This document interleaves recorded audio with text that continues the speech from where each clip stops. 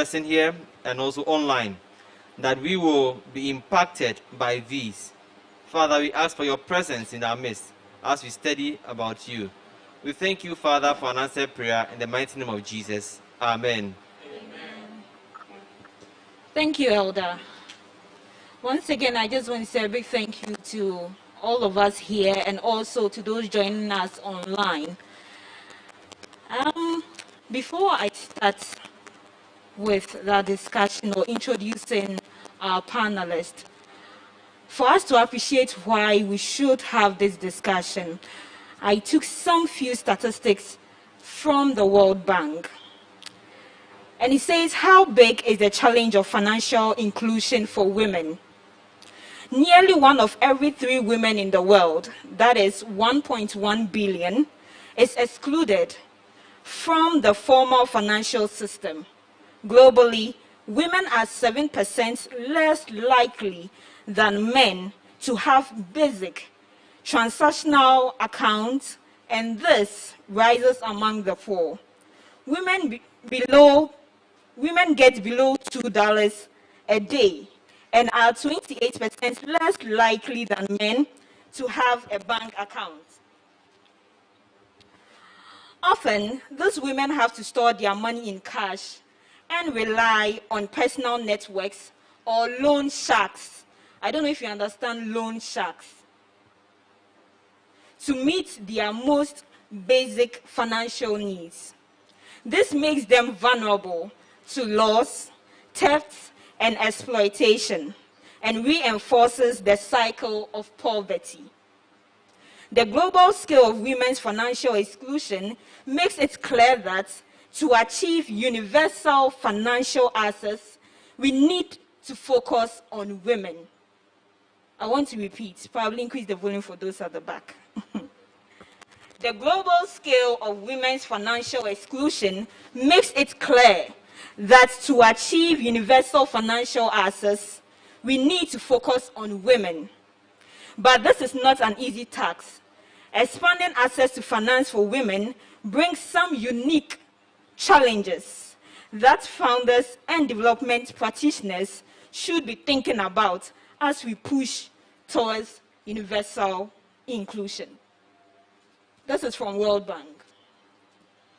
So somehow you kind of understand why we should be very, very, very serious about this, as to why we need to push women to be financially stable. It wouldn't just help the women, but the world at large. All right, so now I think I have your attention. We are moving to our panelists who are going to give us much, much insight, educate us. Hopefully, I know the men also pick theirs from this. I'll begin with my mother right on my immediate left. She is Madame Mary Lamy, a retired Assistant Director of Bank of Ghana. Welcome, Mommy. Thank you. Use your mic. Thank you. Hope you're doing well. Yeah, I am well. We thank God. All right, so I'll move on. We're supposed to have Madame Senadake, but she couldn't make it. But because she didn't want to fail us, she replaced herself with someone else. That's Miss Celine Azayi. Reading her profile, I was very excited. She is very good. She's getting 3 awards from the Institute of Chartered Accountants Ghana. And she's the overall best candidate, qualified for the October 2021 batch. Talking to the youth will be a motivation, I know. She has an inspiring personality, and the youth can relate with her even though she's young. I know we will. And then joining us online will be Mr. Paul Mante, a managing director of EDC Investment Limited, EcoBank. I welcome you all once again. Thank you. All right, so as the conversation goes on, especially those online, you can drop your questions. And then hopefully, we know our panelists are going to answer that for you. We here, with time, will give you the opportunity to also ask your questions. But I would want them to talk a little about themselves and then we move on. At least we know what you do. But if there are other stuff we don't know, they should share with us. I'll begin with you, Mom. My name is Maria Ichola. As you have introduced me.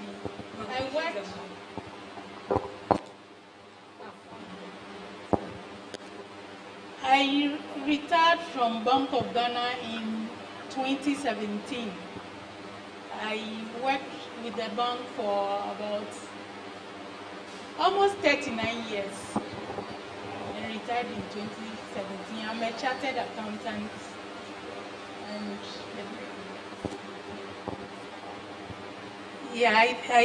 I retired from the internal audit department of the Bank of Ghana.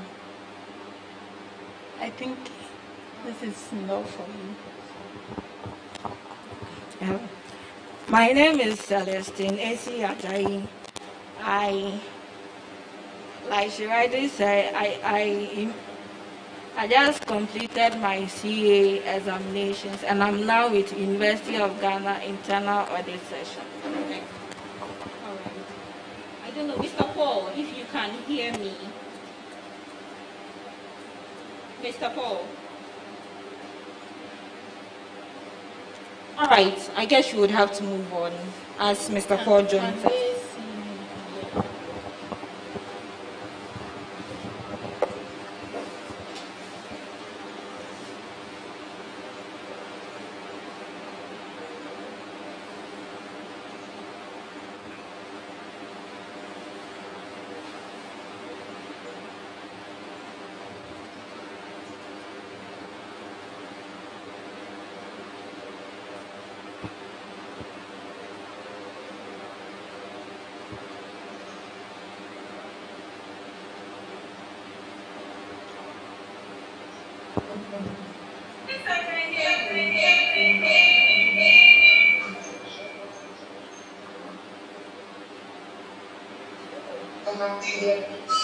Yes, please, I can hear you. Okay, thank you. But let me ask, Yes, I can hear you. so my name is Paul Manche. I work with Ecobank. I manage the asset management business for bank. I have been a strong advocate when it comes to financial literacy. I have opportunity to run some financial literacy programs on the UNDP between 2001 and about 2004. And it became very clear to me that the level of financial literacy is very deep for both educated and uneducated. So you find people who have master's degrees but who are financially illiterate. So I am big on that. We are at the moment about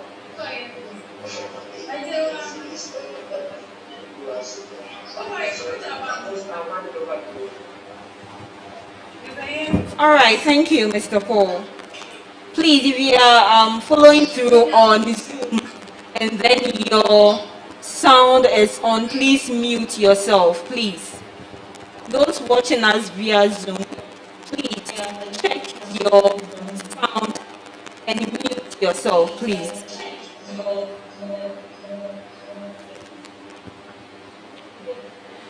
All right, so when we're listening to Mr. Paul, he made mention of financial literacy. To break it down, actually have studies about financial stuff, but some of us, we really don't understand. Mommy, what is financial literacy? Financial literacy, you have two words, financial and literacy. Literacy basically means your ability to read and write and understand. Financial is about money. So it's the skills that you have to understand the skills of financial management, how to use the tools you have in financial management, like budgeting, savings, whatever it is about your finances. So why is it so important for women to be illiterate when it comes to financial things? It's not only about illiterates. Everybody needs to know something about money, because most things you do in life includes money. You even to eat, you need money. To sell, you need money. Invest, you need money.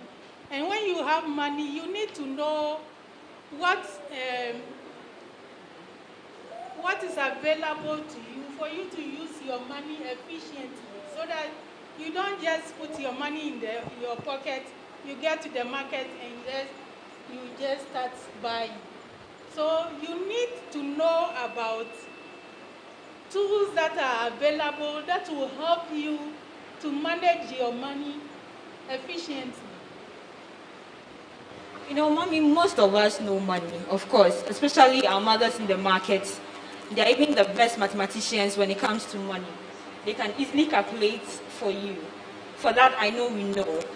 But then, as to you saying, we've been able to work with our monies to go for us as women, that is where the problem is. So, when you mention illiterates in the market, you remember that growing up as children, we have these milk cans that we use to as banks. You drop in your coins every day, and your money will be growing. And it was our mothers who were teaching us to have those milk can banks. So at least that knowledge is there.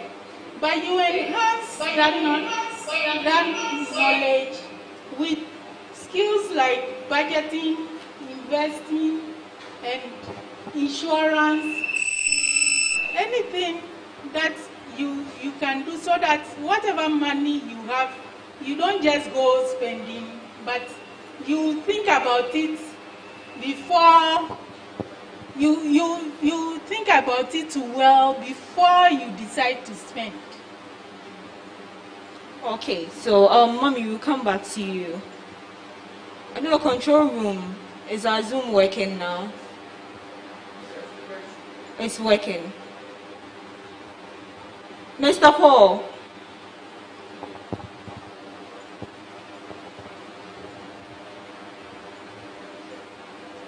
I think he can hear me, but I can't hear. None of us can hear him.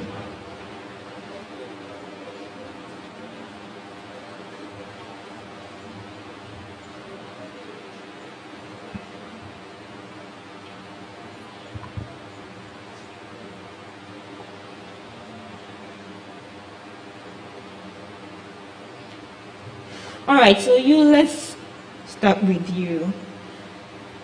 Celestine, you going through banking as a lady, okay, as a lady being a chartered accountant, you came out with 3 awards. What actually inspired you to even go into banking at the first place? Okay.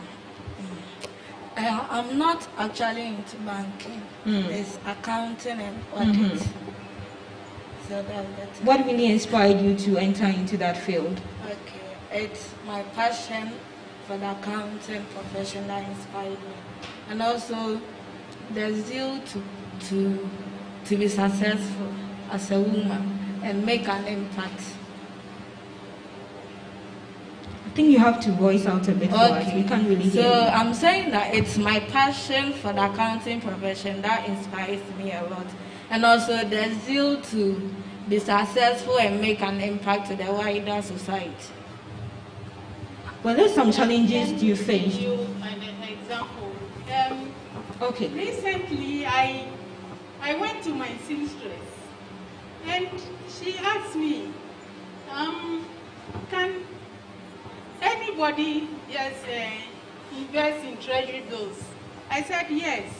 She said, oh, a friend came to me. She had some money, and she wanted me to take her money to work with it, so that I can pay her some interest on the money I've used. And she didn't feel comfortable taking somebody's money to use because she has not asked for the money to use. But the person has approached her. It means the person doesn't know much about how she can handle her money, how she can invest her money and earn something through a licensed institution. So she goes to just a friend to ask her to work with her money. It's a very big risk she was taking, but she didn't know. I'm happy you made that point. That is exactly the point I was really looking out for. As the father, most of us know how to handle our monies. We make money every day. But how to invest for it to grow is the issue. When reading what the World Bank said as to shark loans, most of our mothers, especially, whom we grew coming to know going for these loans, and the next thing, we don't know how the money goes. Like, it gets these wings and then it flies. And the next thing, bankers are coming in and out of the house, looking for our mothers as to, yebeji sika no ashe. They couldn't invest the money properly. Not that they are not good marketing women, as to they don't know the products to invest in. But somehow, the money couldn't go. The purpose for which they went in for the money didn't work out that way. So, mommy, things like that, how can we help our mothers so that we are going under them in terms of money? Because most of us look up to our parents. We will have that knowledge in order not to misuse our monies. Yeah, like this program you have, it's going to equip you to learn a little more from how to handle your money. You can also read about these things in books, or you go online. These days, technology has made things very easy. So you can read and understand. If you don't understand, you can walk into a banking hall. Most of the time they have flyers around which give you information on what they can do, or they have people at the inquiry desk. You can walk in and engage any of them, talk to them, tell them what you want to do. If they tell you something, ask questions about it and understand well before you take a step to do anything. And there are a lot of people going around trying to entice you to invest into various items. But as I'm saying, ask questions. If you are not convinced, ask somebody else. Go to another bank, engage them, and ask questions. So when you are convinced, you can go ahead and do transactions with them. You see, mommy, of late, people are scared. Myself, I'm even scared with recently what we are hearing with some of our banks being shut down and closed down. It is creating fear in most women as to should I even send my money to the bank after all. And even those who have their monies in banks, it's like the interest is not even appetizing enough. So how can I even encourage my fellow woman or another woman to even save at the bank? Because if I'm going to save like 10,000 at the bank and at the end of the day, I'm going to get an interest of, let's say, 100 cedis. Then why even save there? Why don't I keep it? And what if the bank I'm even saving in, one day I wake up in the morning and I hear in the news it's closed down? Yeah, you can keep your money like you are saying. You can keep your money under your pillow, but how safe is it? If you keep your money at home, the temptation to use it is very high. So it's safer to put it in a bank and earn the small savings like you have. The savings interest rate is very low. So you don't keep your savings there forever. You'll be monitoring your savings. If it gets to a certain level, you can move it and invest it into treasury bills. I know a lot of people say that the treasury bill rate is not very high, but it's better than nothing.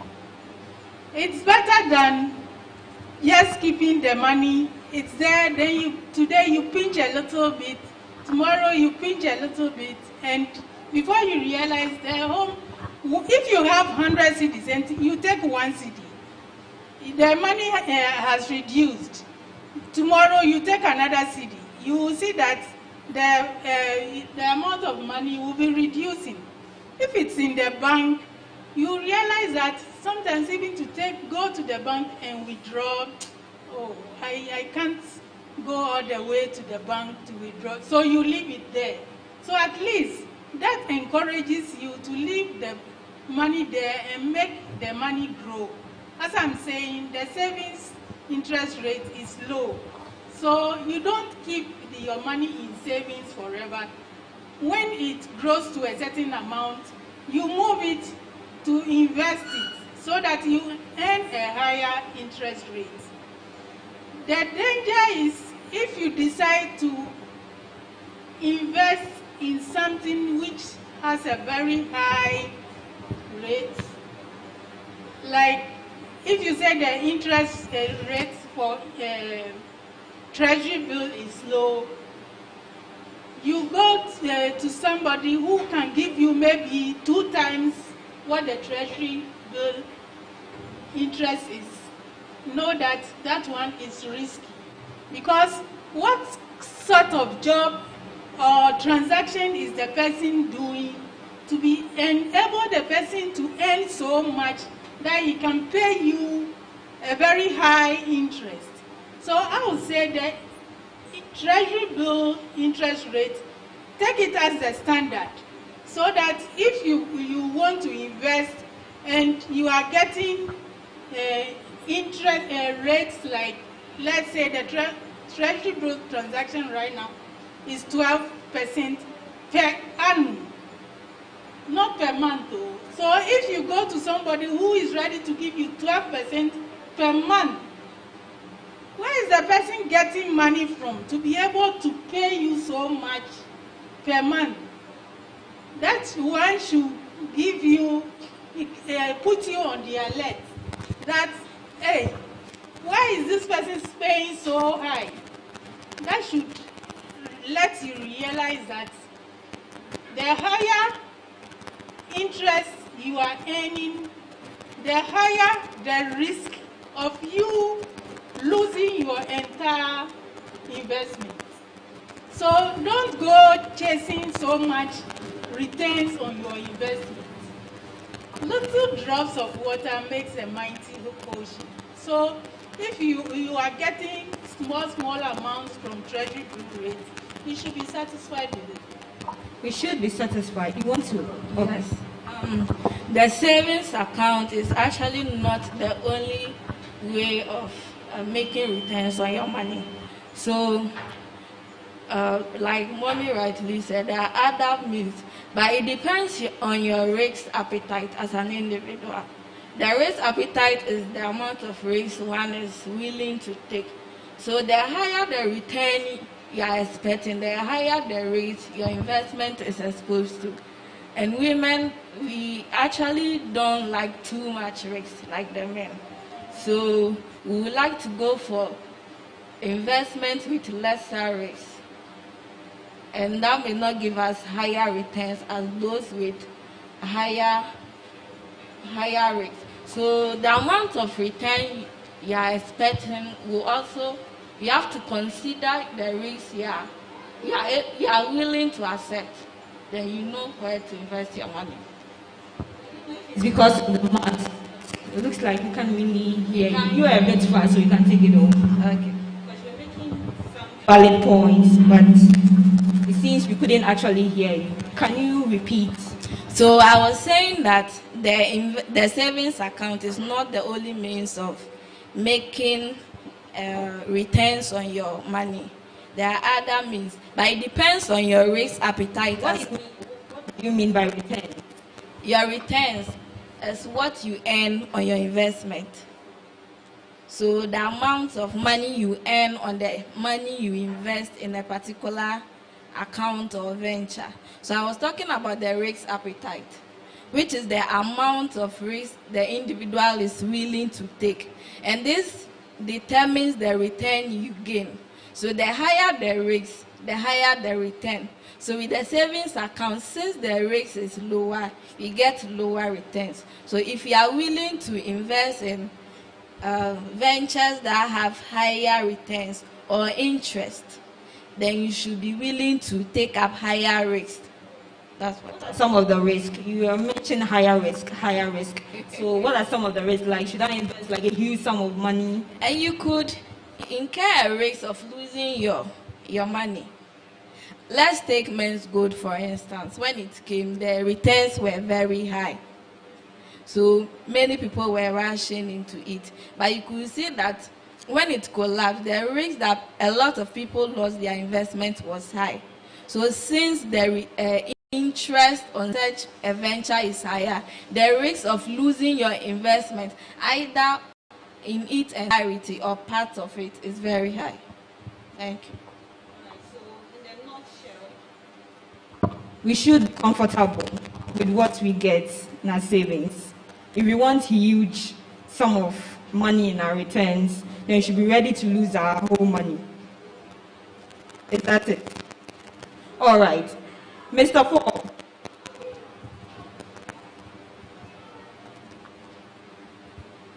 Control room, please, can you work on our sounds for us, please?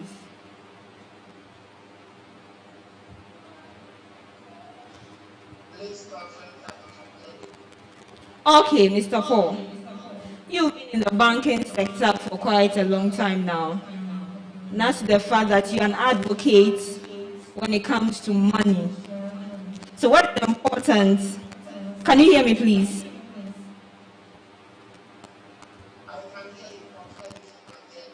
I can hear you. So what is the important role of banking in a woman's personal financial system?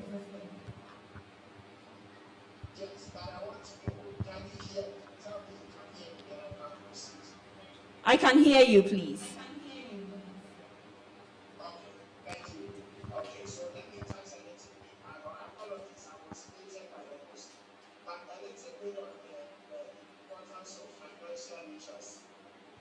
Because I missed that part. So when we talk about financial literacy,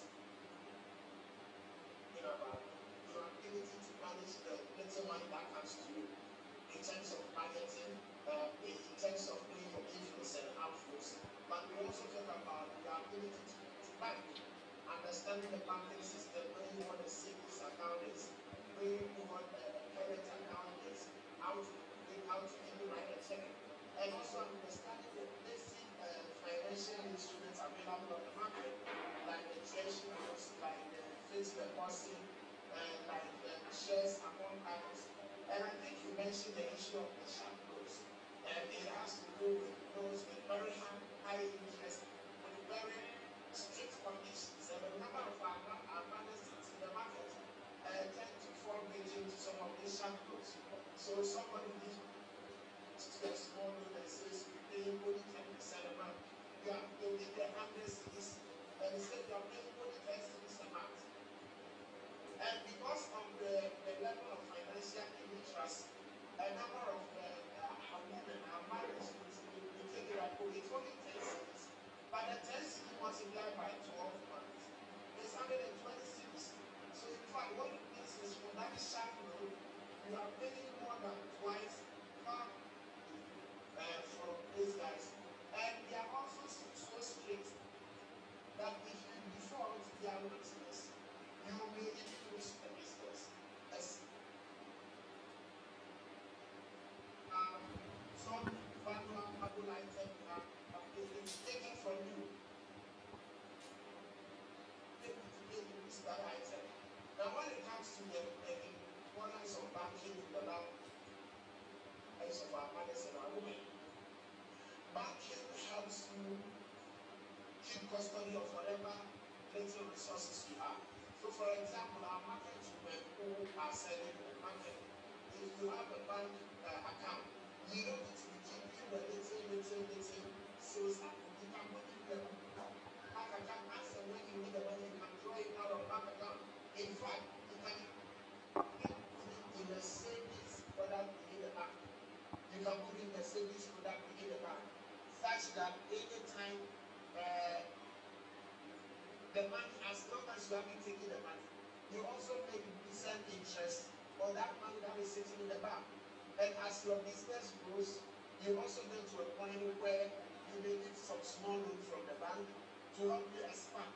But it's only when you have a bank account, it's only when there are cash flows in the account that the bank is comfortable to give you a loan. And it's important that when you're running a business, sometimes you need other people's money. You need that loan from the major expansion. For that major breakthrough, look at all the big businesses. Majority of them run on loans. So loans are important, but until it gets into the banking system, until the bank closes, they wouldn't be willing to. So banking is very important. It's critical for the safety of whatever skills our mothers are making. But beyond the safety of their skills, it also gives you the opportunity to expand when you need to expand. Over to you. All right, Mr. Paul, thank you. But then how can a woman be comfortable to save in a bank? I was asking mommy about that, but I think you can equally answer that for me. How can women be comfortable saving in a bank? Listening to the news nowadays, as the bank shutting down, how can we be sure that this bank I am saving with, I won't lose my money at the end?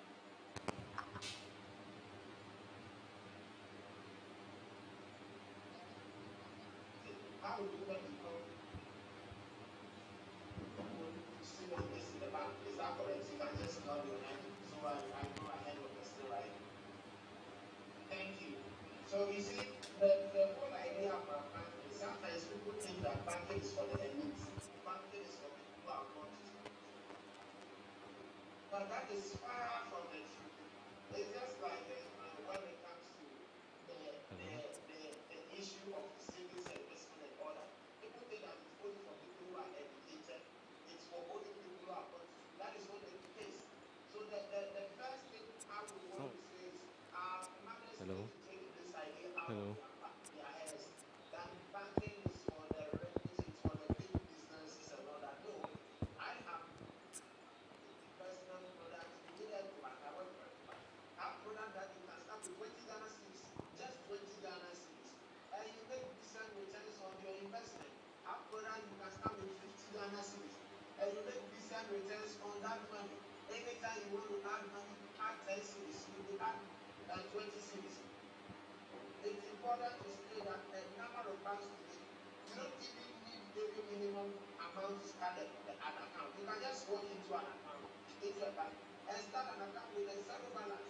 So let's take this idea out of our heads. Ladies are doing free. It's a banking service that's running for business here. Banking is not for the rich. It's not for people going to the formal sector. Anybody at top money can have a bank account. Even if you cannot read and write, you can still have a bank account. So I think it's an issue of giving them the comfort to understand that this is not some dubious thing for some elite of people who are confused. Any of our mothers, any of our sisters can have a bank account. And I recommend struggling for women that if you don't have a bank account, on Monday walk into any bank of your choice and please get an account open.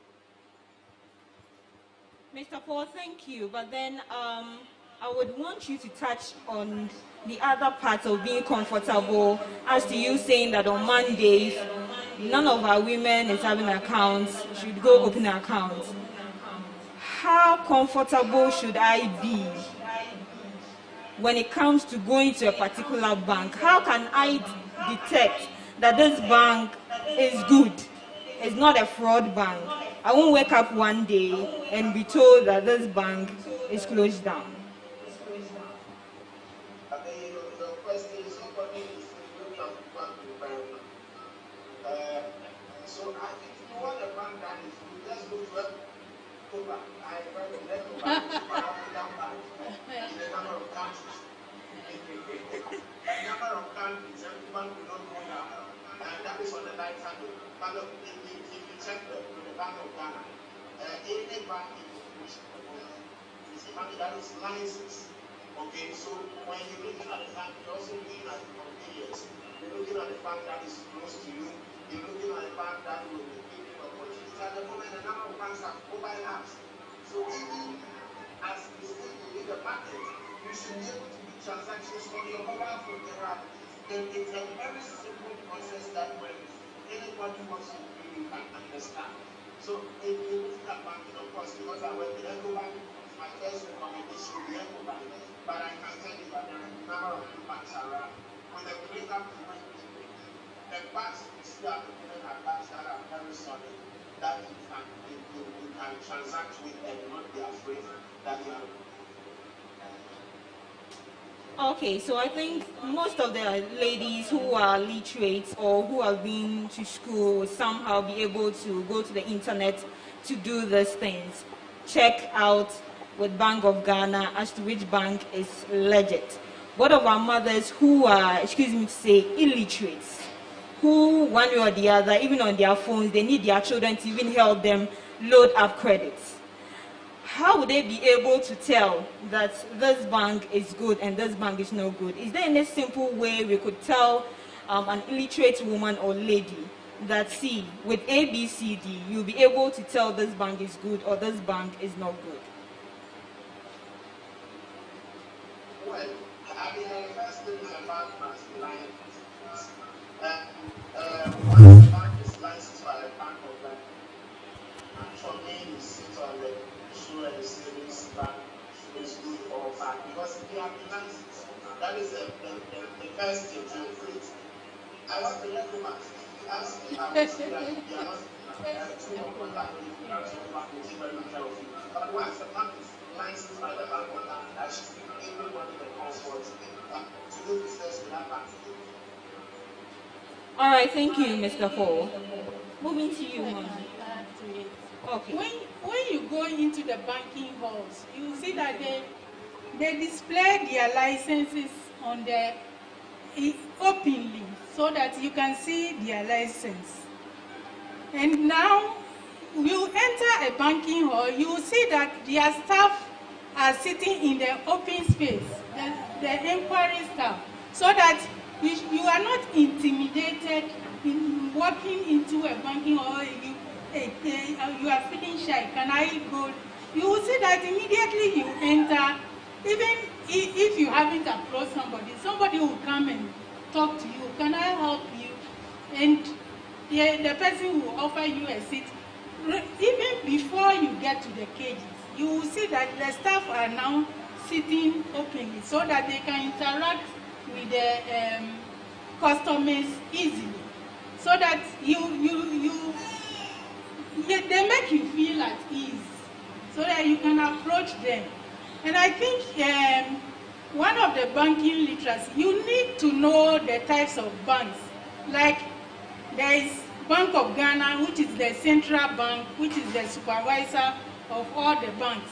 So if you want to open an account, you won't go to Bank of Ghana as an individual to open an account because Bank of Ghana does not do business with individuals. You need to go to a commercial bank or a rural bank, and you need to know the types of accounts that they are. They have savings accounts, they have current accounts. You need to know that if it's a savings account, if you want to withdraw, you have to walk to the bank personally to go and withdraw, as opposed to a current account where you can issue a check and give it to somebody to go and cash the check for you.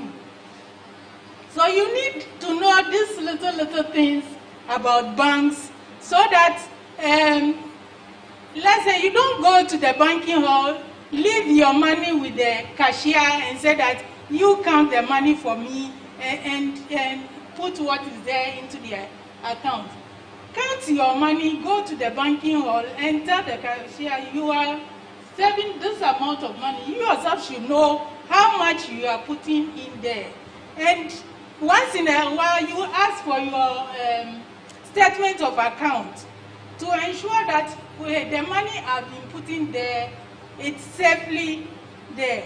Nowadays, with technology, you go and deposit money into your account and you get an alert on your phone. So if you don't get the alert, you can go and ask the cashier, I came to deposit some money. Why didn't I get any information that the amount has been deposited? So you get the alert. You can also go and request for statement of account, so that it means you yourself, you should be monitoring on your own, so that when you get your statement of account, you can cross-check. On this and that date, I deposited so much. Is that what the statement of account is indicating? If not, you can go and tell them, this is my paying slip. I came to deposit so much. It is not reflecting in my statement of account. So you don't just go and deposit money in your account and go to sleep. You must also be interested in what is happening in your account. So once in a while, you should be monitoring what is going on. Am I getting any interest? How much interest has come onto my savings account? How much charges are they taking from my account? I checked from this bank, they are not taking charges on the alerts.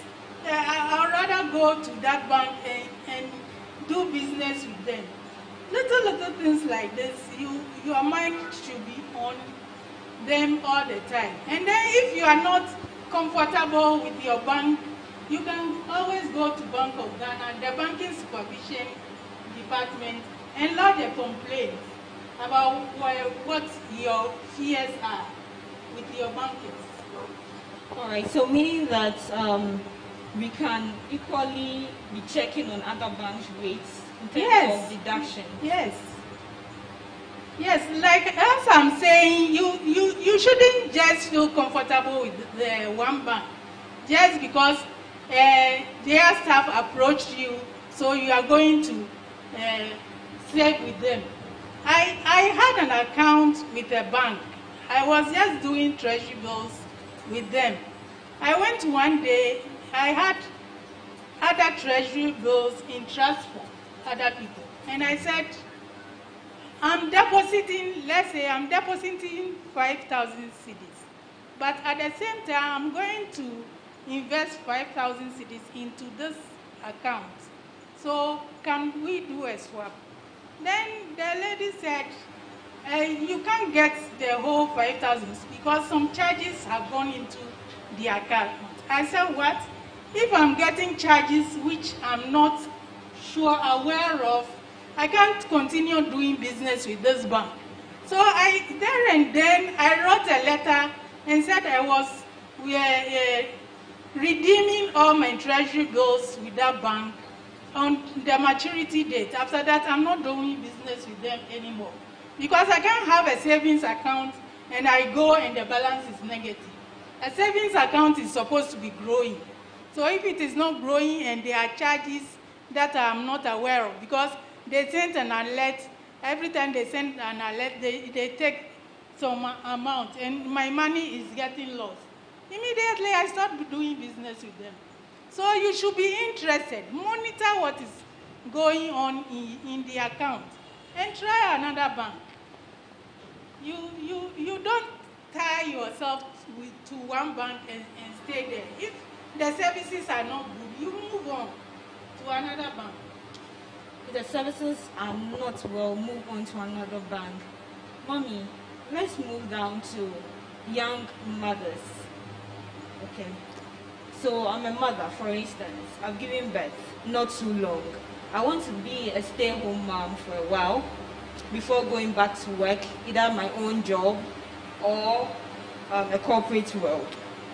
But then, in other words, my salary might not come. How best can I save? How best can I invest as a stay-at-home mom?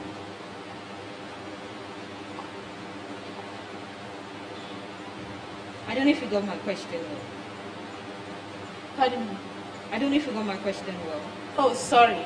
I think I'm here, but I went away. All right. Okay, you are talking about a young mother and your savings.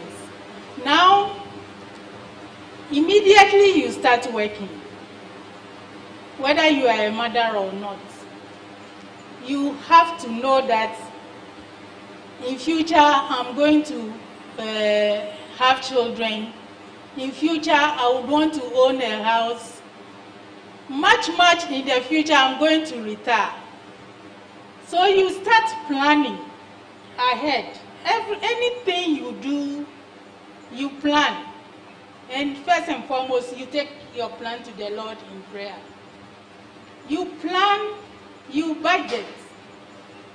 So any amount that you get, you save a small portion of it. You determine that I am going to save so much out of my salary every month.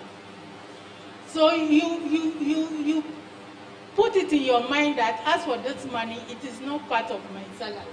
You are always going to save it. Now, before you spend, you do a budget. Every time you receive your salary, do a budget. Even do the budget before the salary comes, so that when you do a budget, that is just what you are going to get and what you are going to spend. You will see that most of the time, what you are going to spend will be more than what you are going to earn. So you start ranking your expenses. There are certain expenses you cannot defer. There are some you can defer. So know the type of expenses you are going to pay for. Your utility bills you cannot defer. And maybe money to buy clothes you can defer. For food you cannot defer. But what type of food to buy, you have to be planning every day. Each time you get money, you are thinking of how much do I spend, how much do I save, how much can I invest. And then, if you are on a certain salary, and then you get an increment. For me, anytime I get an increment, I'll say, I'm now used to the old salary. So the increment that I'm getting, I'm going to save it. So you save that increment. As I have already said, the amount in the savings account, you don't earn too much on it. So when it gets to a certain amount, you move it into an investment, maybe treasury bills. You go to your bank, ask them if they can invest in treasury bills for you. And then tell them move so much out of my savings into a treasury bill investment. And then if you have invested in treasury bill, if it is a 91-day treasury bill, you know that every 3 months you are going to get something. Monitor it. Monitor your investments. So meaning that if I end up staying at home for a while, it wouldn't affect because... Yes, because you have planned ahead. Even before you start having children, you have already started. Because, as I said, from day one you start working, you know one day you will have children.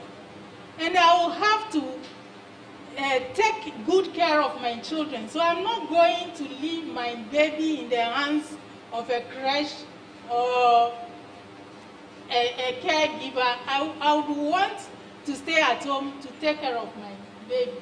So from day one, even when you have not got married, you know this is what I intend doing in the future. So you are saving towards that. So that by the time it becomes necessary for you to stay away from work and take care of your baby, you have already saved some money or invested some income towards that. And you can also come to an agreement with your husband that, let's look at it this way. If I continue going to work, my child is going to be left in the hands of a stranger and is going to acquire some bad habits. You don't even know how committed that caregiver will be. So let's come to an agreement. I'll stay at home and take care of the child. And your husband should be able to agree that, okay, I'll also be paying you this amount of allowance for you to be able to stay at home. Because Mommy, I want you to repeat that side again. I'm saying that you come to an agreement with your husband that instead of us engaging somebody to come and take care of our baby, because the formative years of the baby is very important. So you don't leave your child with just anybody. And so you come to an agreement. You sit down, you discuss it, so that your husband agrees that, yes, instead of us paying somebody, I am going to pay you for sitting at home, and agree on an amount that he will give you every month so that you stay at home and take care of the baby. On the other hand, if your employers can allow it, you can take a leave of absence, let's say 2 years leave of absence, and stay at home and take care of your baby, and then go back to work. In these days of technology, people are working at home online. So if your employers will allow it, you work at home. If your type of work is able, you can do online work, you stay at home and work, and then continue earning your salary. So it depends on your circumstances. You can also be self-employed. If you are self-employed, you can be working from home, doing your work, and then taking care of your baby. All right. So, Nigeria, if I want to make a point. Okay. So, one of the important reasons for women to be financially literate is boils down to the childbearing and then staying at home as a mom. So if you are financially literate, you'll be able to set financial goals for yourself. So when you set goals for yourself, you are able to acquire a certain amount of wealth or money. So as you are staying home, you will not be financially weak as compared to when you do not have any financial goals. And then also staying at home is not too bad in itself.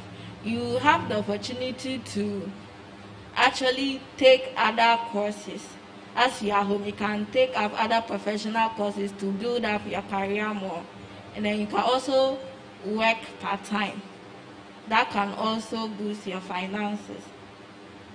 All right, thank you, Sonisha. Mr. Paul. Yes.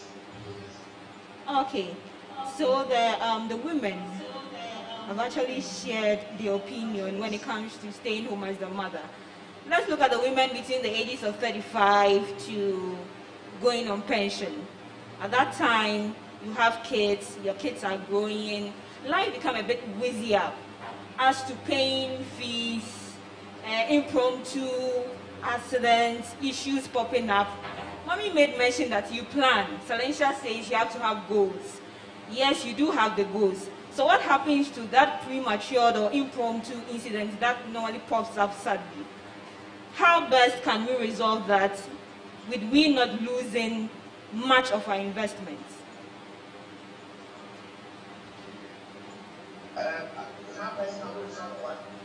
How best can we resolve these issues without losing much of our investments? When it comes to the women staying with, Yes, staying at home, either staying at home or even still working. Mommy made mention as to planning ahead. Going now, before even you get married, you plan. Salencia says you should have goals as to how you're going to manage your money. You do all those things. But then we know how life can be. The reality of life is sometimes we don't plan for certain things to happen. But along the way, it do happen. So how best can we solve these issues without women losing much of their investments? Thank you. So let me answer your question. On the women's platform, I think mommy has done a good job, but it's important to also have, because I am a man, to speak to our men. Because when women do better in their home, the woman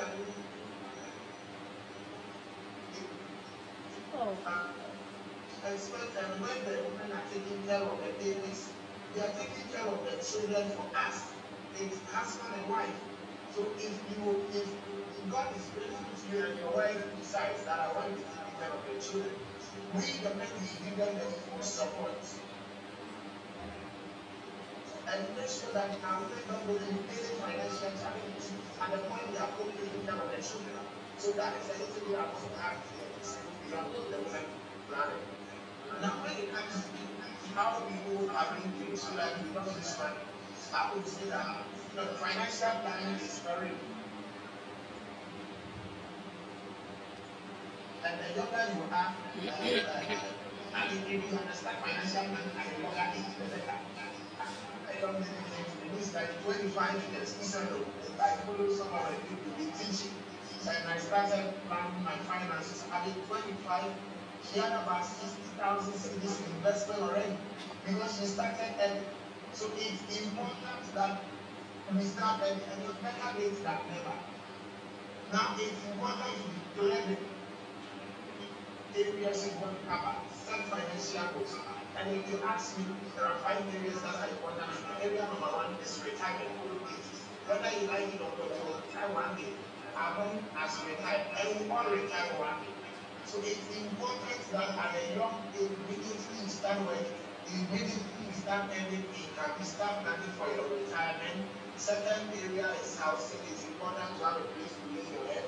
Third area is your children's education. The child will continue to grow. So as long as you have children, it is important to plan for their education, both primary school fees and then college education or tertiary level. Fourth area is giving back. The Lord blesses us also with blessings. So we need to also plan and to give back to make the lives of others better. And the fifth area is to take time to enjoy some of your money. So you need to plan for all these areas, but I advise strongly those who want to take financial planning seriously to also have an emergency fund. So have some small investments somewhere, and in your mind, this is supposed to be for emergencies. So as emergencies come up, you fall on that emergency fund. You don't fall on your retirement fund. You don't fall on the fund you have allocated for your child's university education. So I would say that you can have an emergency fund. It helps. Because it helps people with the issues as and when they come up. Okay. And the other important point that I've got to mention is the issue of discipline. So you cannot talk about finances without talking about self-discipline. You want to take finances serious, you've got to know that you are not in competition with anybody. One of the biggest challenges for a number of parts, including our women,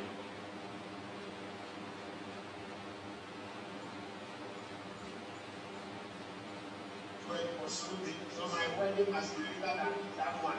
So when it comes to self-discipline, our ability to stay within our budget, differentiate between our needs and wants, focus on the needs rather than wants. You are not in competition with anybody. If you are disciplined, you focus on your goals. When you go on our side, you can plan and have a decent financial future. All right, thank you, Mr. Paul. So the next question is, as a young woman that I'm married, should I merge my finances with my partner, or I should just have a separate one? Before you come All to right, Mr. Paul, hold on. If talking about the discipline, you realize that when you are in the office, people come and sell things, sell on credit. Everybody is buying. So you also buy. Even some of the things you buy, you realize that you will never use them for so many years to come. And as part of the discipline, I have said draw a budget before you buy. So if it is not part of your budget and you don't need it, don't buy on credit. Even though everybody is buying, they will say, oh, as for this lady, when everybody is buying, she doesn't buy. They will give you names, but don't mind them because you are self-disciplined. You know what you are aiming at. So you don't just follow the crowd. Everybody is doing it, so you also do it. No. Even if it will benefit me later on, but so far as it's not part of my budget, I shouldn't buy it. No, you realize that you buy it, there are certain things you buy, and really, as women, we buy certain things, you keep them, and you keep them for a special day to come. And that special day, you'll be waiting, and the special day is not coming. And the thing is there, you are not using it. So why don't you keep that money as part of your investment? So that when you really need that money, you fall on it. Mr. Paul, I will surely come back to you. But mommy, what if blenders come in, microwaves come in, I want to buy, as to the fact that every day there's an increase in prices. So today it's sold to me at 50 cedis. Who knows? Maybe the next time I'll be ready to buy it, it's like 70 cedis. So I want to buy the microwave today, even though it's not part of my budget. I want to buy it today and keep it. I might need it. Not that you might need. Do you need a microwave?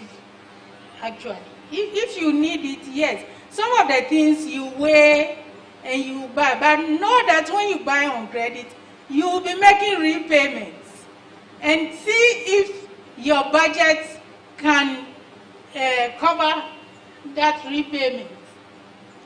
You see, when you were drawing your budget, that item had not come, so it was not part of your budget. Now you have included it. What item in your budget are you going to drop so that you can pay for this thing you have bought on credit? Because you cannot spend what you don't have. Your salary is fixed. So if you have a budget and it exceeds what you earn, where are you going to get the extra income from in order to pay for something you have not budgeted for? So you have to weigh the two sides. Otherwise, yes, you need a microwave. Yes, you need a blender. Yes, you need this. And the things are coming and they are attractive. Before you realize, you don't even have space in your room to keep them, but you are buying them. So you have to be careful about buying on credit. You have to be very careful. It's true, women, we like buying stuff on credit. We think of the future, that kind of thing. We want to buy stuff before the prices rise up. But mommy says that we have to be very careful. It's either we are ready to drop one and take in on another. If we are not ready to drop what is on our budget, then we should let that thing go. Mr. Paul, back to you, please. Can you hear me? All right. So as a young lady who is married, should I merge my finances with that of my partners, or we both should have different accounts? That's a very difficult question, but I will attempt to answer it. You see, every marriage is unique, so you cannot have one formula fitting every marriage. So if you ask me, I would say couples should look at what works for them. Myself and my wife, we do everything together. We married the last 18 years. We do everything together. We own properties together. We have investment together. And there is no ultimate experience. It works for us. We find other couples who tell me that we keep our money separate. And that is what works for us. But you see, we are also Christians. As Christians, when you read Genesis 2:25, the Bible says they were naked, the man and the wife, they were naked and they were not ashamed. And when you talk about nakedness and not being ashamed, it is not only the physical nakedness, but when it comes to our finances, there must be transparency, ultimate transparency. Even if you are not keeping your accounts together, I think that there must be transparency. The woman must know what the man is saying. The man must know what the woman is earning, and there must be some responsibility. You can't be married and still want to live your life as a single. Once you decide to marry, you should know that consciously or unconsciously you are bringing your finances to your husband or to your wife. If you are not keeping the accounts together, and once you are married, you must be accountable to your wife and you must be accountable to your husband. So I would say, ideally, we need to keep resources together. If for whatever reason couples think that what will work for them best is to keep the accounts separately, there must be ultimate transparency in that. There must not be hidden money, whether on the part of the man or the part of the woman. And if there are men listening to us, most of the time it's the men who are the most guilty. Let them to be transparent. We need to be open. Our wives must know what we are earning, what is coming in, and what we do with the money. What we do with the money. So I know you want to be, but I don't want to check it. See, most of the time, some women of late prefer to have a separate account, as we are not praying for those things to happen, but the reality of life sometimes do happen. The term divorce, people get divorced along the way. So me merging my finances with that of my husband, and along the way there's a divorce. Most of the time there's a problem as to how the monies are going to, be shared among themselves.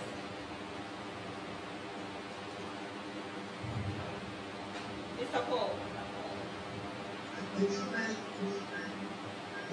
mention divorce? Yes. Yes. Okay, very good point. You see, we don't marry to divorce. Let me start. This point is important.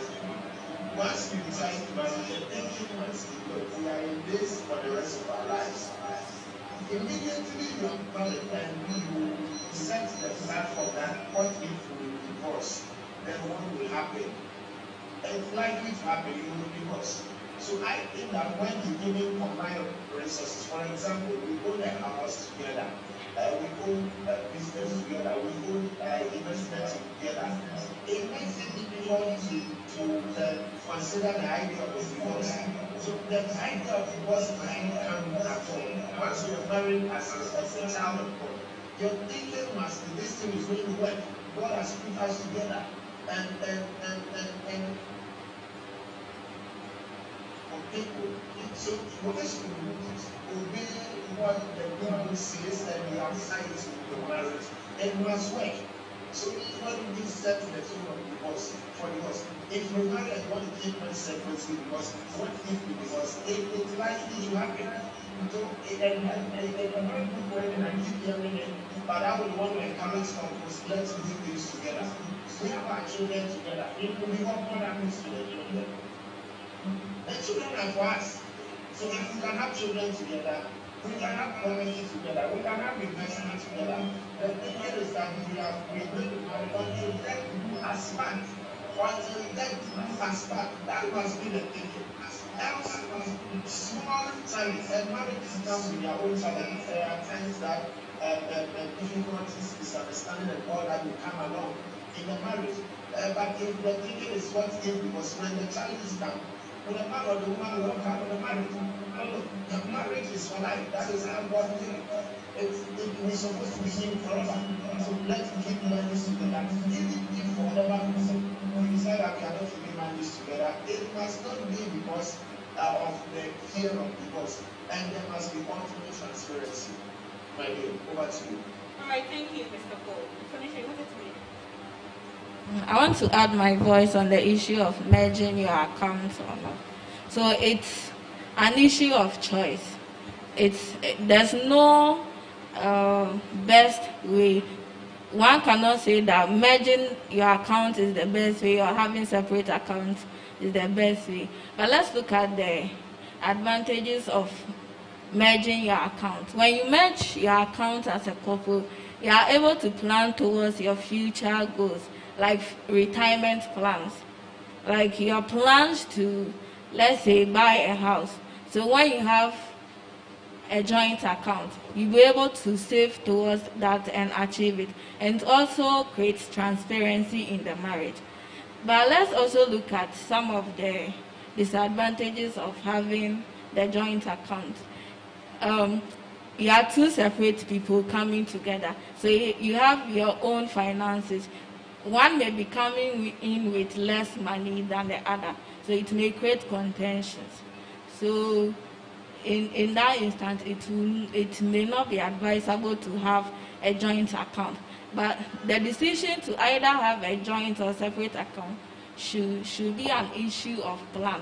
So you first have to know your finances, your spending habits, and then the agreement between the couple in order to decide which type of account to operate. Right. Mommy, she made mention of the fact that one might be bringing huge part of the saving, the other will be bringing in something small. Yeah, it is said that when you are married, the two shall become one.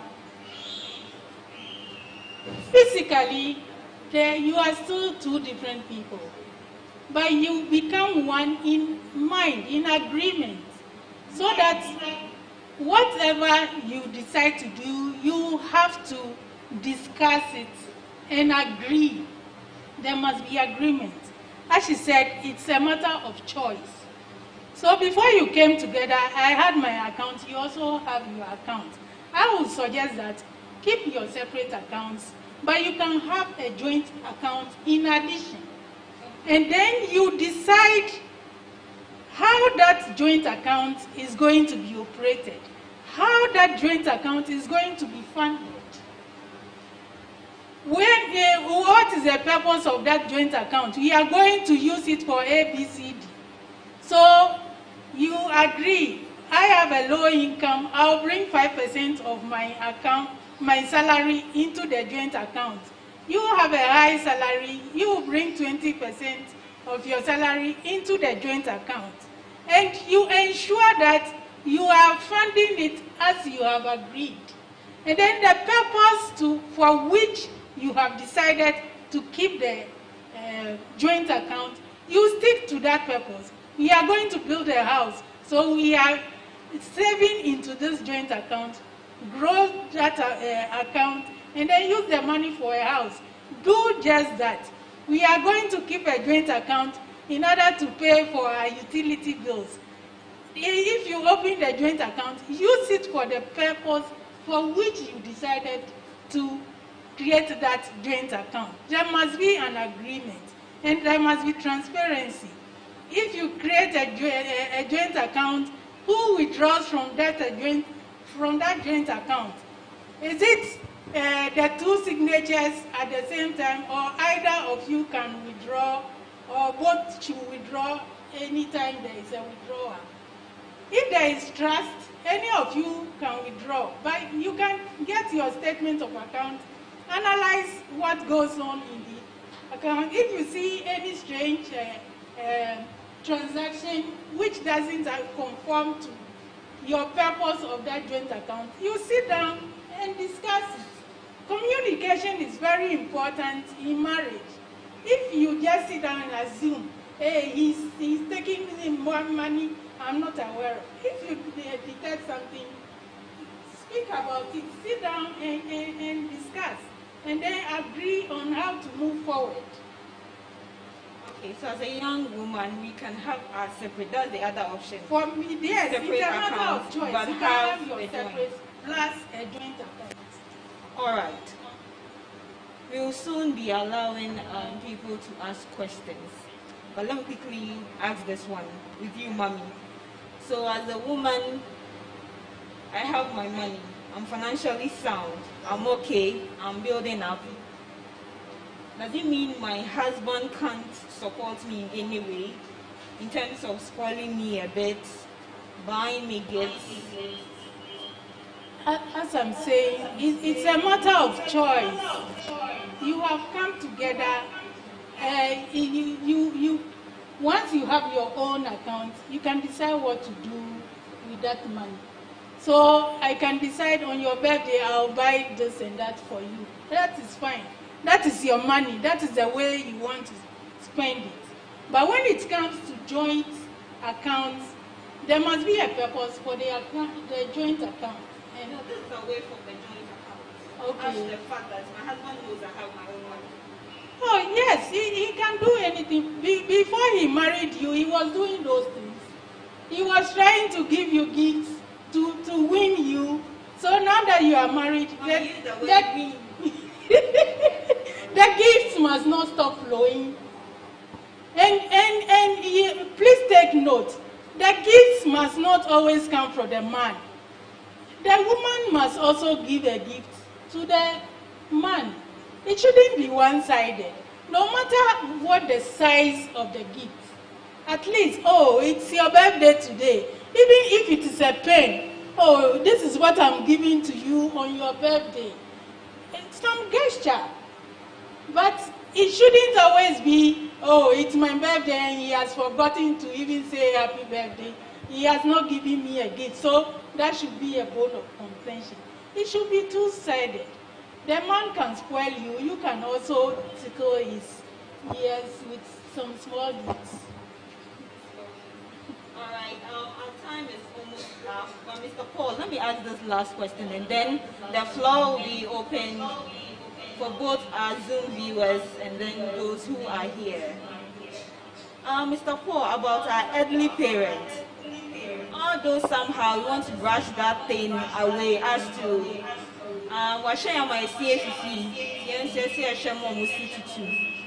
as much as we want to take it away, we can't take it totally away. One way or the other, we want to take care of our elderly parents.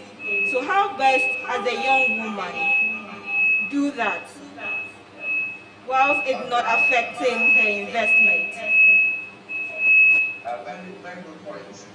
So let me answer, but before I answer, the issue of we are married and one is making higher income, one is making lower income. I think it got to me that I want to make a small point before I talk about the parents. So when I married in 2003, I was making far more income than my wife. Far more. But what I did was we are the two of us have become one. So even though the income is paid into my account, whatever I get in my account, I bring everything home so we can spend it together. But you know what? I go to the point I have to go to school. At that point in time, he also stepped in to cover me at the point I was in school and I wasn't on salary. So when it comes to income for spouses, the tables can 10. One day you will be earning 10 times than your wife, more than your wife, or you may be earning 10 times higher than your husband. But as you go through the journey, seasons change and the things can turn around. So let's make sure that if you are earning more than your spouse, you don't abuse that opportunity. It is still for the two of you, and the two of you must be one. Even if you are not keeping a joint account, I would insist that there must be transparency and there must be accountability. You cannot be married to a woman and the woman doesn't know what to do with your money because you say, it's my money. You just not ask me what I did with my money. Even if you are not keeping a joint account, I think that there must be transparency and there must be some accountability. Now when it comes to our old parents, it's a blessing, it's such a blessing to take care of our old parents, to take care of our mothers, our fathers when they are old. Because everything they say will come to pass. If they bless you, you will be blessed. I have an opportunity of dealing with our mom for 12 years, 12 solid years, until she has on every part of this year. And it's so fulfilling to me. It's such a blessing for me. So I want to encourage young people, let's make provision. But you see, husband and wife need to get a certain understanding. Because you can find a situation where one of the parents is well-to-do. So, for example, the man's parents are well-to-do, they don't need help. But the woman's the old parents may be struggling and they need some help.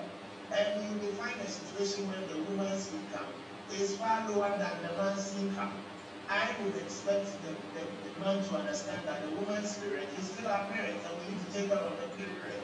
So that would be my recommendation to those of us who are old parents. Let's budget for them. And then you can put them on salary. So you can see that every month I am allocating 100 cedis, 500 cedis, 1,000 cedis to my mother or to my father. Just so that at their old age, they don't feel vulnerable. They know that at the end of the month, the worst is I'll get 100 cedis or 500 cedis from my daughter or from my son. We have a duty to take care of our old parents. But when I talk to the young people, I will tell them that don't see your children, and I want to declare this time around, I'm talking to the younger people. Don't see your children as your investment, as your cocoa farm, because you may be disappointed. Let's take care of our children because we have a responsibility to take care of our children. But let's plan our own age and see graduation on our children. When they come in to what it's a blessing. But take care of your children because it's your responsibility. But those of us who are parents who are old, we also have a responsibility to take care of them. Budget for them. And then they will come down. I will do something for them like Madam was over to you. All right, thank you, Mr. Paul. All right, so over to our audience here. Do anybody have any questions to ask? All right, ma'am.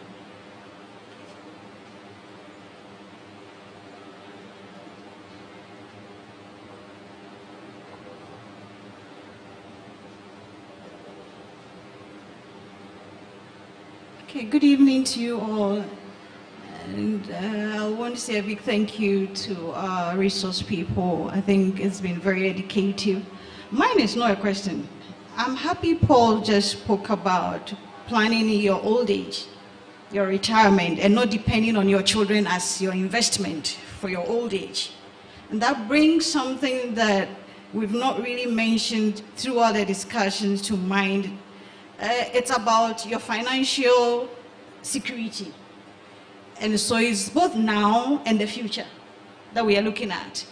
And as young people, sometimes we forget ourselves that planning your retirement begins from now. You don't need to grow old before you start planning your retirement. Therefore, whatever you find yourself doing now, you need to factor in what's going to happen to you in the future. Unfortunately, some of you find yourself working with companies, they don't contribute towards your provident, or there's nothing like provident fund. Even your SNIT, some of them deduct, they don't even send it. But you have to take it upon yourself to ensure that even if I'm maybe self-employed, I should contribute something for myself towards my future. And that's Social Security. You can now contribute yourself, even if your employers are not doing it. If your employers are doing it and they're not adding something like a provident fund, which also goes into a trust house towards your future, you can also start putting some money aside. It's a way of savings as well. It's not only just saving in your bank account. There are so many investment instruments now. Something like your provident is a way of saving towards the future, where you can even go and put in a lump sum amount towards something specific. So then, let's not just look at having a bank account and all that, but these areas, your tier 1, tier 2, tier 3, and all these things. Now they've made it said that they have private companies running these things, trust houses. You could always walk into and say, oh, I want to have an account with you. It's not like a bank. No, it's for your future. It's towards your retirement. So some of these things, as you plan your families, if one is not working and one is working, all these things can be looked at. If both of you are working and your companies are not contributing towards this for you, you can take it upon yourself to put something aside for that, towards your future. So I was recently talking about the fact that you need a certain number of contributions, Social Security to qualify for your retirement salary. Mommy, am I right? Yeah. So then it starts from now. So when you're not getting a job and you're sitting down waiting for the fat salaries before you take up a job, you need to think about that, because it takes both the bad and the good ones to give you that number of contributions. I think now it's about 180, if I'm right. 15 years of work. It used to be 240. Now it's 180. From what I'm told, it's 180. Thus, you contribute 180 months before you qualify to get a retirement salary from S.D.A. So then you need to be checking your statements. If you are working and they are contributing periodically, Now they give statements online. They are so improved now technologically, and so they do a lot of things online. SNIT. It's just a call away. They will send it to you by soft, and they give you periodic statements for you to know how your contribution is performing over there. Then the other tier houses also do same. The trust, they also do same. So as you look at these things, it helps you to plan towards your future. If it's not going well, you know, or have gaps, it takes your best contributions to give you the best pay on retirement. So it's not about the bad job you have now. You could have a job that is not paying you well for some years, but one day the best one will come, and that will make up for the best contribution that you need to get the best retirement pay. So these things are also very important. As you plan saving and all that, look at these areas, even if you are on your own. Thank you. Thanks so much, Mommy. Mom, she made a quality point. I would want you to elaborate more on that. As to the tier 2, the SNED contribution. Looks like most of us didn't know that we need to get a percentage before we are allowed to take those monies. Okay, then I'll say that is part of the financial literacy. You should know when you start working, your employer must educate you about SNIT and all these things which are available for your pension, that tier 1, tier 2. And incidentally, I didn't get into the tier 1 and tier 2. I was only part of SNIT. But I think you should be open-minded. Whatever is going on, you should get involved. Government has brought this tier 1, tier 2. You should care enough to find out what is my employer doing about tier 1, tier 2. Even if you are contributing to SNIT, you don't wait for your employer. You can get to SNIT and see your statement of account. They will give it to you. And if they detect that your employer is not making payments to them, they will follow up. If you go there and they detect that you are working, your employer is deducting your SNIT contributions and is not paying to SNIT. If SNIT is made aware of that, they themselves will chase the employer to make sure that the employer will come and deposit the contributions. Because there is a penalty for not depositing the contributions. And you as a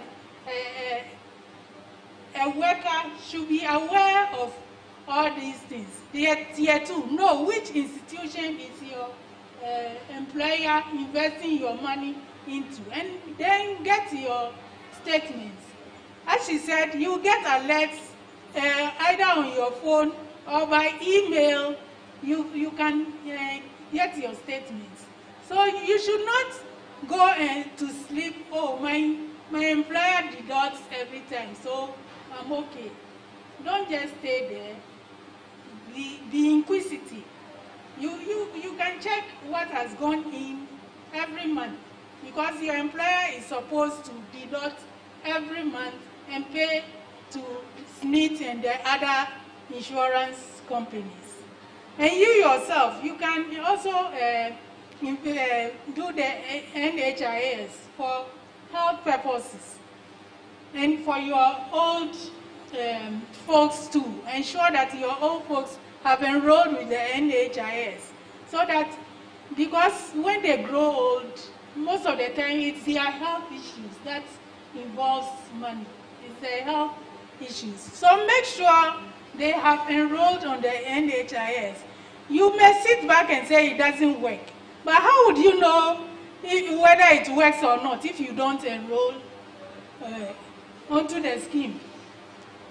So yes, you have to, with the SNIT, you, the staff, contributes a certain percentage, and your employer is supposed to add another percentage, and the total must be sent to SNIT. So when you go checking on your statement, you must see the two in your statement of account with SNIT. That's your part you're contributing. Your part together with that of your employer. both must reflect in your statement, your individual statement of account with SNIT. SNIT has a statement for every individual whose contributions are sent there.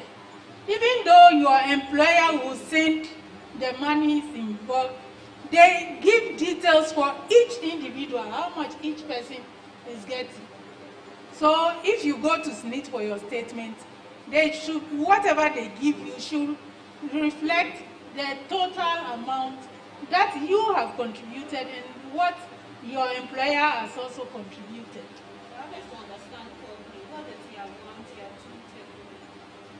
Apart from SNIT,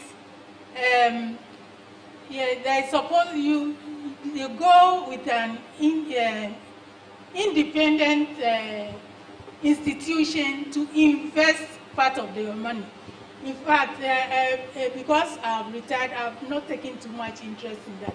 But as another percentage is supposed to be invested with another institution. And from your company. So your company decides which institution they are going to invest with. And you should be aware, the company should be aware, and whichever, there must be trustees, which should include staff. There must be trustees who oversee what is going on with these tier 2 issues. So, from among the staff, there has been people who have been selected who should be interested in what goes on in the tier 1 and tier 2.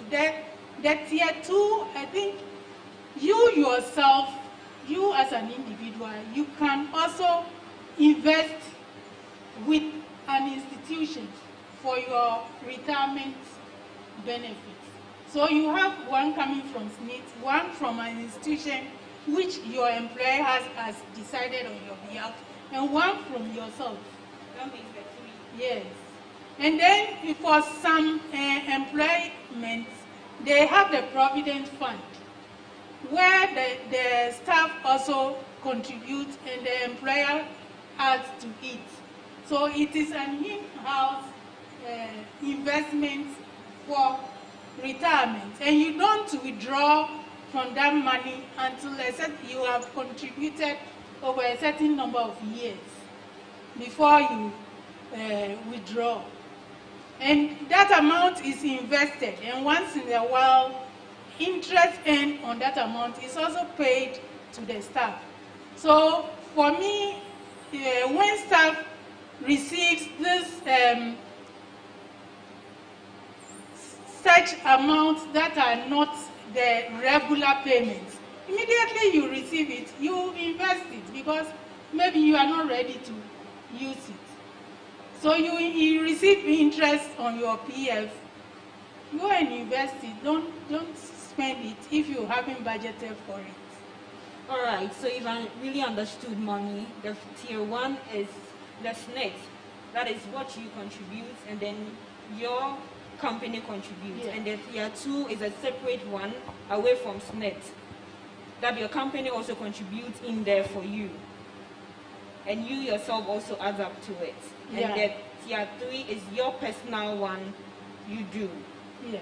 All right, that is very clear. Please, the next person.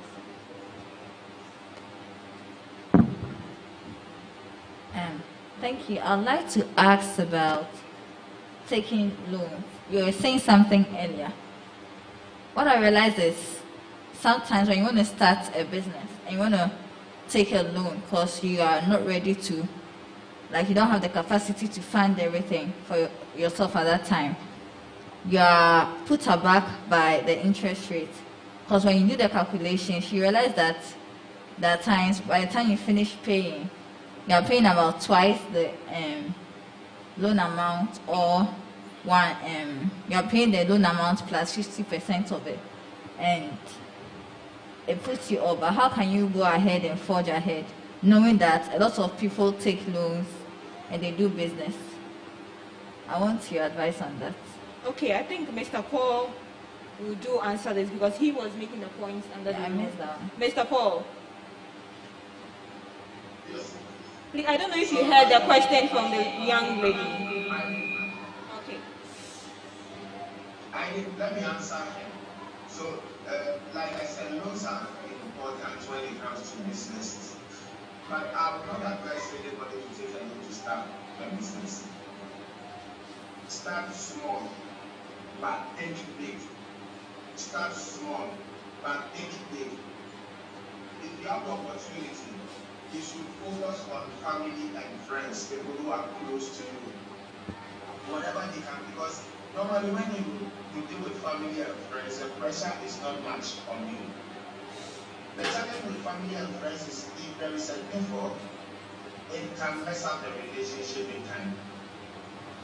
If you would be honest, I think family and friends is the easiest. My wife runs a business, and it's been the support, or when we started, it was the support from family and friends that helped us to grow the business. A loan, I would say, should be considered for expansion to grow the business, not when you are starting. Start with the little resources you have. Once you find this round of business and you want to expand, then you can consider the idea of the loan.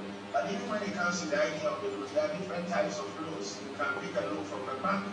You can go to the savings and loans for a loan. You can go to the microfinance for a loan, and you can go to the SACs, who will make it very easy. Within 2 hours, we have completed documentation. They take a jewelry or something from here, you are paying 10% a month, or you are paying 12% a month, or 6% a month. So the loan idea is not a bad idea, just that I will not say pick it for beginners, pick it rather to expand. And even when you are taking the loan, consider the banks first, because normally the interest rate from the banks will be lower than the savings and loans, and then the microfinance institutions. And make sure you fully understand what you are getting into. You understand it, because one of the challenges I've seen with a number of people, when you are desperate for the money, anything, just bring it, let me sign. When can I have the money? Make sure you understand what you are getting into. So loans are not bad, but if you don't go about it well, it will create serious problems for you. Remember, the banks and the financial institutions are not charity organizations. When they give the loans to you, they will take it back. And you have a duty to make sure that this loan is used such that you can make enough revenue to pay back the loan. We've seen businessmen, businesswomen who have taken loans from banks to buy a vehicle, to buy a flashy vehicle. Some take a loan to marry. People take loans for all sort of things. Loans are taken to do things that will generate returns. So take a loan, expand, it's not a bad idea. But if you have the opportunity of family and friends, super, because the pressure is less. Madam, most over to you. All right, thank you. Please, the next person. Okay, so aside him, is there anyone who would want to ask again? Okay, so he's the last person. All right, thank you. So I have basically 3 questions. The first one is from experience, from the current experience now. I want to know, what are the smartest guys doing now? The smartest people we see around the system. We want to know whether you can help us from work experience, so that at least we can also learn from it. What the smartest people are doing now, the things they are investing in that you think you can advise us on as young people coming up. And number 2 is a question about, we have some banking systems now who are giving options for housing loans, where they can provide you with places, houses, and then they will spread the payment for you. I want to know whether it's recommendable. I mean, those banking systems. And number 3 is some advice from you, from your working experience. Some mistakes we coming up, some of us are yet to receive salaries, some of us have just started in the system. Some advice for us as we are starting now on some mistakes we should avoid and some things that we should start doing now. Those are my 3 points. I hope we had them. Yeah, okay, welcome. Right, I think the very last one will be the one we use to end the show. So the first is, what are the things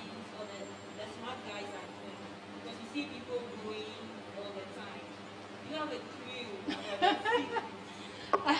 I don't know about smart guys, but whatever I can tell you is,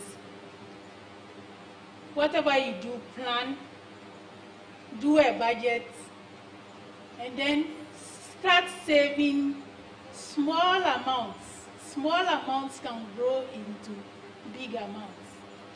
The safest investment is treasury bills.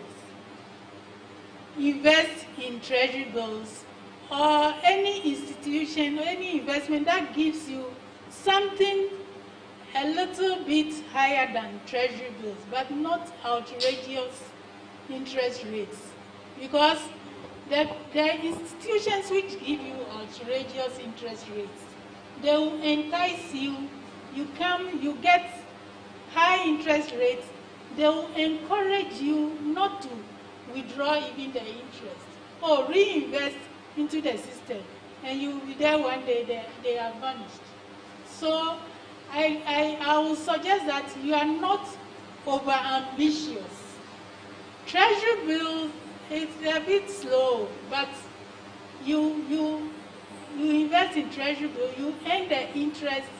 If you are investing in treasury bills, the interest is coming into your account.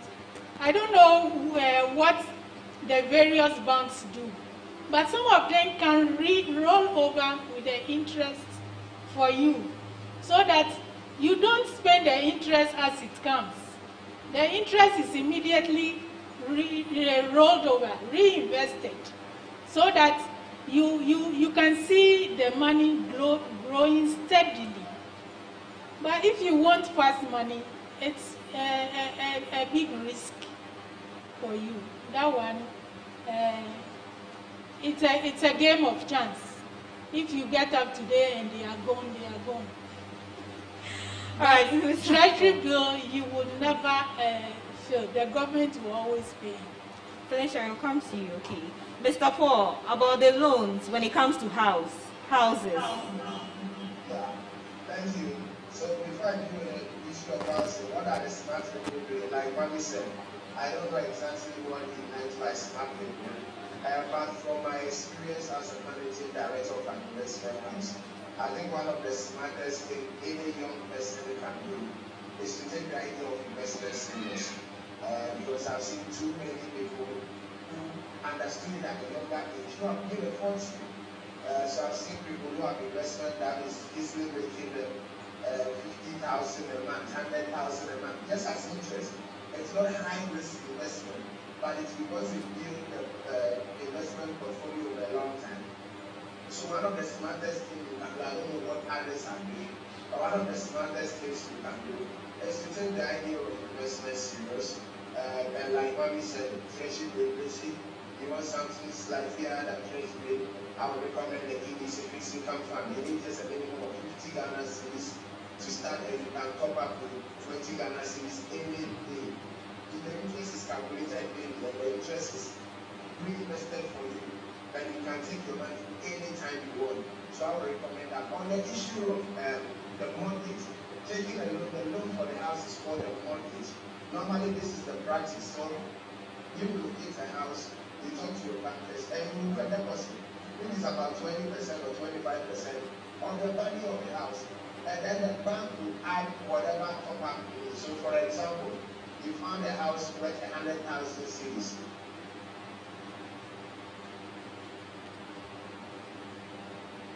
You have been able to invest up to, let's say, 25,000 cedis. And you go to the bank, you say, I have a house worth 100,000, I have 25,000. The bank will top up the rest for you to buy the house. Now, the challenge with the mortgage is that normally it's long term. You can take a mortgage for 15 years, 20 years. Because of the long term, the interest component will be high. So this is my advice. If you are taking a loan to buy a house, buy a smaller house that could be expanded, and pay it off as quickly as you can. The fact that you took the mortgage for 15 years or 20 years does not mean you have to wait for 15 years or 20 years. Every time you have some lump sum, you can go and pay to reduce the balance outstanding. Anytime you have some money, you can go and pay to reduce the balance outstanding. Remember, pay rent, that money is gone for good. It will give you a temporary place to sleep, and it's gone for good. It will never come back again. But if you took a mortgage to buy a house, from day one, you are living in that house. And anytime you service the mortgage, you do the monthly payment, you are owning that house little by little until you have done the last payment. So I think the idea of mortgage is a great idea that young people should consider. If you ask me, the last question you haven't asked, but let me attempt to answer my part. The biggest mistake I regret for myself and Linda, my wife who is seated by me here, is that we live in a rented house for too long, for almost 10 years, 11 years. Because we didn't understand some basics about housing. Don't confuse dream house with the first house. Let's avoid this idea of people trying to build 7-bedroom houses, 10-bedroom, huge story buildings. When your children are 2 or 3, it doesn't make financial sense to do that. So don't confuse dream house with this first house. Let's avoid putting that unnecessary pressure on ourselves. Remember, the house we live in does not put food on the table. It's for consumption. It's not an investment. The house we live in, it's not an investment. So if you take a mortgage, it's the mistake I made with Lena. We got into it, but we took a mortgage, we didn't, in less than 7 minutes, we paid off the mortgage. So you can take a mortgage, that is the loan for the house, commit and focus to repaying it as quickly as possible. Madam Host, over to you. Thank you. Mom, you want to pass a comment? Okay. We didn't hear.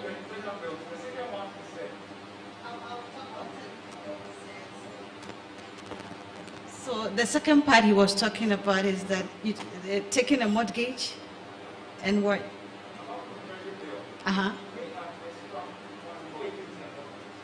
Oh, okay, in terms of the investment. Okay, so he mentioned a product of their bank. It's EDC, he mentioned something, so that's EcoBank is one of their products that you could walk to any of the investment houses of EcoBank and they can advise you on what you can be doing, okay? Then about the mortgage, as he said, I wanted to add the fact that usually the deposit he's talking about, which is about 20% or 25%, I work with an insurance company, okay, and we insure mortgage.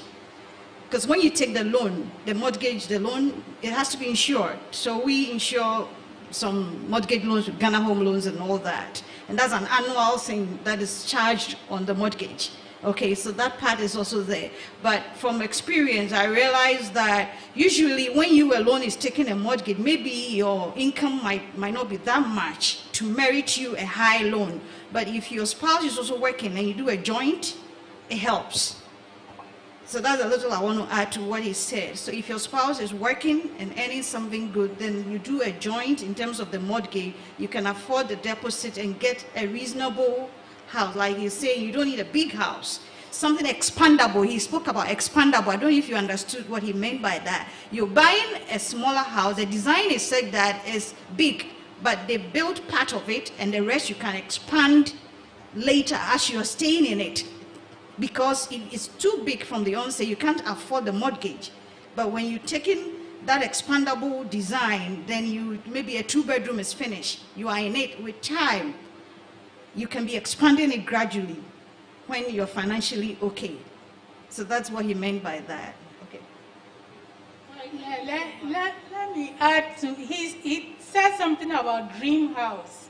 You want to put up a house, he said, oh, I have 4 children, so my house should have, let's say, a 6-bedroom house, a very big house. Now, when you have retired, you realize that maintaining the house becomes difficult. Most of your children are not going to stay with you, even though when you were putting up the house, you had your children in mind, that they will stay in the house, so you build so many bedrooms. Eventually, your children are not going to stay with you forever. They will all move out, and there will be just the 2 of you in the house. So, like he said, build a small house, and even if you must build a big house, design it in such a way that in case you want to rent out part of the house, you can easily convert parts of the house into self-contained accommodation that can be rented out. Because some of the big dream houses, you find that it's difficult to get people to rent it because maybe you have a common hall, a common kitchen, but built in such a way that anytime you decide to rent out part of the house, because now you are alone in the house, most of the children have gone out, but you still need people to come and stay in. Design the house in such a way that anytime you decide to rent it out, it can be conveniently done because of the way it's been designed. And talking about loans, I think most of the time people run into trouble because you take a loan for a purpose and you may not use the loan for that purpose. And then you must remember that the loan must be repaid.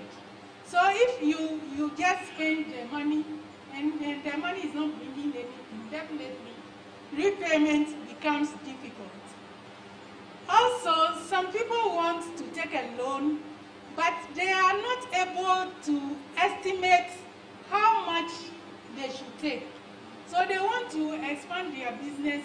I'm going to buy these goods. She forgets that in buying those goods, freight must be paid, insurance must be paid.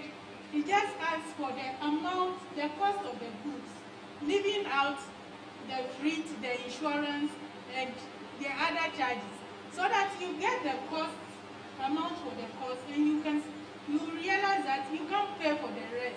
So instead of expanding the business is stuck because you don't have money to do the little thing that you have to do to get the business moving, because you didn't estimate well on how much you need to get your business going. So estimating how much you need is also important. So it's not all the time that you have to go for loan because you want to expand it. No. And as I said, start saving small from the bank. Do a standing order. Every month I am saving this amount. If your employers can do it for you, you ask your employers to transfer that amount into your savings account right at the payment of salary. So you don't even see the amount for you to spend it. You assume that it is not part of your salary. Meanwhile, it is being saved for you. So if your employers can do it for you, fine. If your bankers can do it for you, fine. You yourself can also decide every month, this is what I'm going to save. And you put it aside, you don't think about it. You don't think of that is part of your salary. And as your salary goes up, you also increase the amount you are saving. Do you have any experience you would want to share with us? Probably maybe some mistakes you made along the way in terms of finances? Yeah, that is the issue about the type of house you build. You build a house so big, and then in future you find maybe you are alone and you can't stay in such a big house. But because of the design, you find it difficult to rent it out. Or if you have to rent it out, then it means you have to break some parts of the house and rebuild. And by that time, you are not earning a salary. So doing that will be very difficult. So if you want to build a house, don't think about a grandiose plan. Think about something simple. And when you, in future, you want a bigger house, you can leave that house and build another one, but not a big one at a go from the very beginning. Please, your last word. Dwelling on being smart. So to me, I think as a young person, you need to control your spending. Controlling your spending is very essential in order to meet your goals. So we should have a budget which consists of your income and then your planned expenses, and then we should spend within our means. And then we will always go with this common concept of spending and saving the rest. But I think we should rather save and then spend the rest. And as okay. So I was talking about controlling our spending, which is very important in attaining our financial stability. So in order to control your spending, you should have a budget which consists of your income and then your planned expenditure. Then we should strive to spend within our means, and as such we'll be able to attain our financial stability. And I also wanted to talk about the common concept we all go by spending and then saving the rest.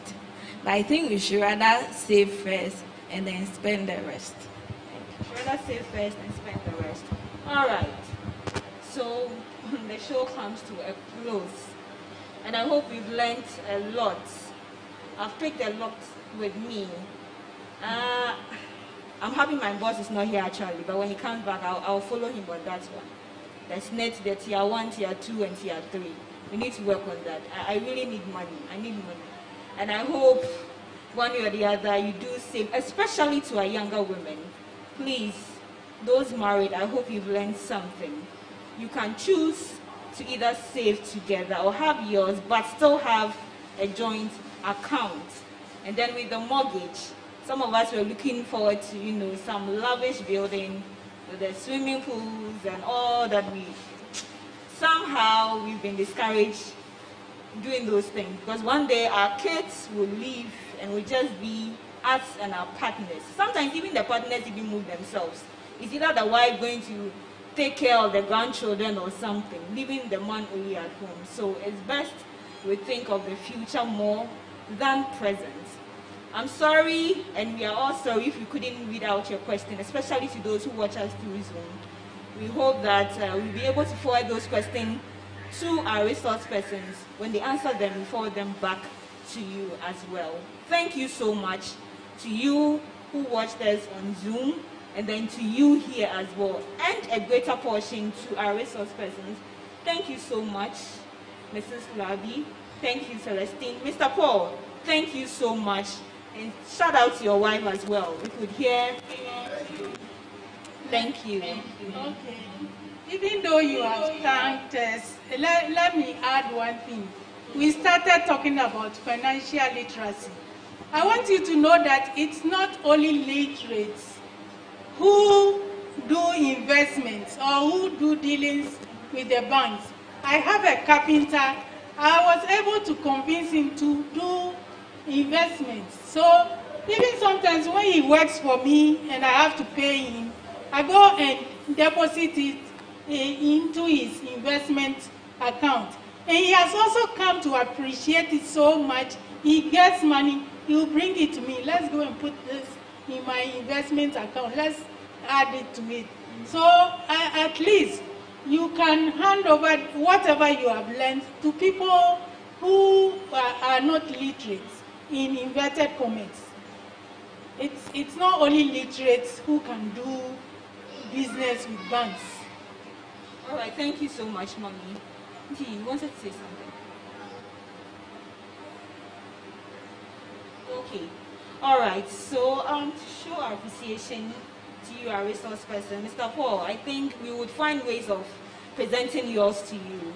But those who are here, we appreciate you so much, your time, and then the fact that you've shared with us your wisdom, your knowledge when it comes to finances. So on behalf of the young women of Pesdac, that's Queen's Emmanuel Assembly Adventist Church, we want to present this small token as an appreciation to you. God richly bless you.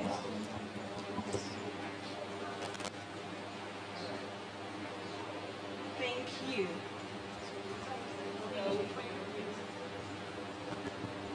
Yeah, I know it's not mine. All right, Mr. Paul, so yours is here. I'm taking it on your behalf. But it's not mine, actually.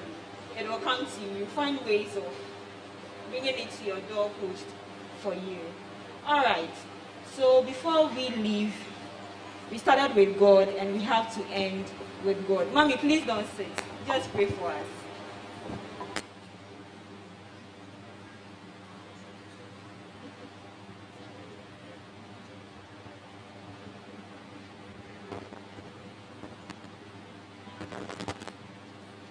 Before I pray, I want to extend a sincere gratitude from the entire Women Ministries leadership, for your time and effort, the knowledge you've impacted on us this afternoon. It's really in-depth. I wish there could be more time or another opportunity to learn more. Maybe we could get someone from SNIT to come and educate you more on this contribute tier 1, tier 2, and all those things, because it's very important to be able to plan our future also very well. So, Mommy and Sister, we're so grateful. Mr. Mante, we're so grateful. I could see you were busy at a funeral and all driving, but you were still with us. Really appreciate your time and everything. Shall we now rise for a word of prayer? Father, I want to thank you for the opportunity to gather this afternoon to learn, to empower ourselves financially, and also prepare towards the future. The future is in your hands, and whatever decisions we take without you will never be complete. Therefore, we want to ask that you take absolute control of our deliberations and whatever decisions that we may take, and bless it to become fruitful to the glory of your holy name.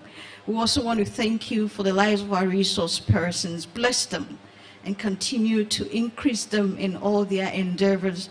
And also, Father, be with all of us as we're going home. Grant us traveling mercies and take us home safely.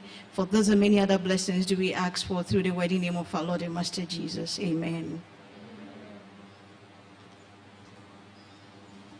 All right, thanks once again. May we all go with God. May we have a fruitful week 2 ahead. May God bless us all. Amen.